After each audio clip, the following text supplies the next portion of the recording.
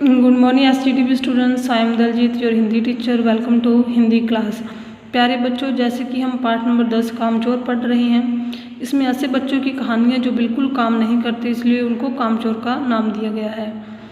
अगर इन बच्चों को कोई काम बताया भी गया तो उन्होंने वो काम करने की बजाय उसको ज़्यादा बिगाड़ दिया। अगर झाड़ू लगाने लगे तो झाड़ू के तिनके बिखेर दिए, अगर पेड़ों को पानी देने लगे तो पूरे बर्तन बिखेर दिए और अपने कपड़े भी गंदे किए।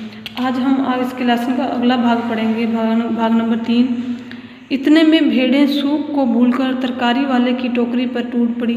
वह दालान में बैठी मटर की फलियां तोल तोल कर रसोइये को दे रही थी। वह अपनी तरकारी का बचाव करने के लिए सीना तान कर उठ गई। आपने कभी भेड़ों को मारा होगा तो अच्छी तरह देखा होगा कि बस ऐसा लगता है जैसे रुई के तकिए को कूट रहे हों। भेड़ को चोट ही नहीं लगती। बिल्कुल यह समझकर कि आप उससे मजाक कर रहे हैं, वह आप ही पर चढ़ बैठेगी। जरा सी देर में भेड़ों ने तरकारी छिलकों समेत अपने पेट की कड़ाही में झोंक दी।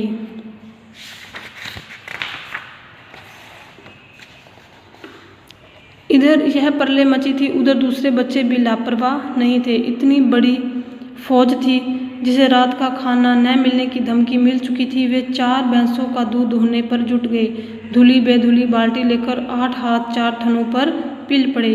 भैंस एकदम जैसे चारों पैर जोड़कर उठी और बाल्टी को लात मारकर दूर जा खड़ी हुई। तय हुआ कि भैंस की अगाड़ी पिछाड़ी बांध दी जाए और फिर काबू में लाकर दूध दूह लिया जाए। बस झूले की रस्सी उतारकर भैंस के पैर बांध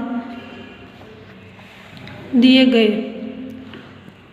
पिछले 2 पैर चाचा जी की चारपाई के पायों से बांध अगले 2 पैरों को बांधने की कोशिश जारी थी कि भैंस चौकन्नी हो गई। छूटकर जो भागी तो पहले चाचा जी समझे कि शायद कोई सपना देख रहे हैं। फिर जब चारपाई पानी के ड्रम से टकराई और पानी उछलकर गिरा तो समझे कि आंधी तूफान में फंसे हैं, साथ में भूचाल भी आया हुआ है।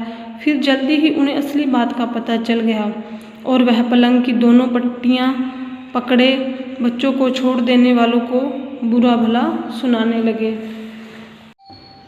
यहाँ बड़ा मज़ा आ रहा था। भैंस भागी जा रही थी और पीछे पीछे चारपाई और उस पे बैठे हुए थे चाचा जी। ओह, एक भूल ही हो गई, यानी बछड़ा तो खोला ही नहीं, इसलिए तत्काल बछड़ा भी खोल दिया गया। तीर निशाने पर बैठा और बछड़े की ममता में व्याकुल होकर भैंस ने अपने खुरों को ब्रेक लगा दिए। बछड़ा तत्काल जुट गया।